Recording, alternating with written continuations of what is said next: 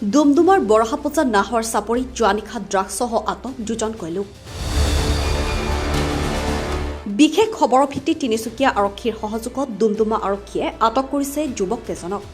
আটকাধীন যুৱককেইজন ক্ৰমে জিন্তু দুৱৰা আৰু মিণ্টু দুৱৰা বুলি জানিব পৰা গৈছে।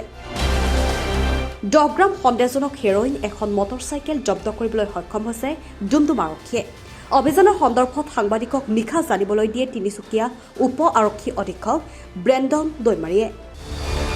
বেষ্ট এণ্ড চিক্ৰেট ইনফৰমেশ্যন আমি ডুমডুমা পুলিচ টিম আমি আজিৰ দিনত নাহৰ চাপৰি জেগাত আমি এটা ৰেড কৰিব গৈছিলোঁ। তাতে আমি ছাছপেক্টেড টু বি হিৰইন 10 গ্ৰাম আমি জব্দ কৰিছোঁ।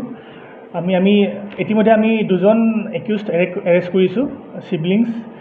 তেখেতসকলৰ নাম হ'ল মিণ্টু দুৱাৰা আৰু জিন্তু দুৱাৰা। আৰু লগতে আমি চিজ কৰিছোঁ মটৰচাইকেল। আমাৰ এইটো যোনটো এণ্টি ড্ৰাগছ অভিযান এইটো আমি ডেডিকেটলি পাৰ্চু কৰি আছোঁ। ডুমডুমা থানা আৰু তিনিচুকীয়া পুলিচ আমি সকলোৱে মিলি পেলাই এটা এণ্টি ড্ৰাগছ কেম্পেইন বা ড্ৰাগছ ফ্ৰী ছ'চাইটি কৰিবৰ কাৰণে আমি চবে কষ্ট কৰি আছোঁ, চবে কাম কৰি আছোঁ। নেক্সট 25 ইয়াৰ্ছ আৰু 27 ইয়াৰ্ছ একিউজডৰ। জেগাটো Nahar Chapori Borhapjan Doomdooma jurisdiction area. Bureau report news 24 Assam.